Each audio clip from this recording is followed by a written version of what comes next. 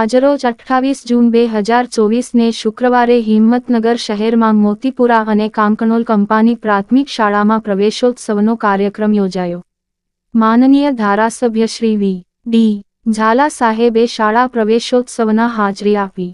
આ તબક્કે કનુભાઈ પટેલ સાબરકાંઠા જિલ્લા ભાજપ પ્રમુખ શ્રી, જિલ્લા મહામંત્રી શ્રી વિજયભાઈ પંડ્યા, નાયબ જિલ્લા વિકાસ અધિકારી, શહેર ભાજપ પ્રમુખ શ્રી વાસુદેવભાઈ રાવલ, નગરપાલિકા પ્રમુખ શ્રી વિમલભાઈ ઉપાધ્યાય, નગરપાલિકા ઉપપ્રમુખ શ્રી સવજીભાઈ ભાટીની પ્રોત્સાહક ઉપસ્થિત રહી.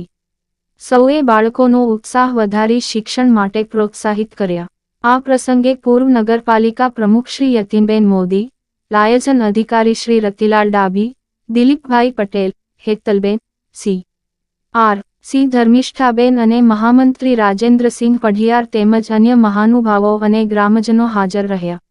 આજે મોતીપુરા વિસ્તારની આંગણવાડીમાં 4, બાલવાટિકામાં 24, ધોરણ 1માં 24, તેમજ કાંકણોલ કંપા વિસ્તારમાં આંગણવાડીમાં 2, બાલવાટિકામાં 7, ધોરણ 1માં 17 બાળકોને શાળામાં પ્રવેશ કરાવ્યો.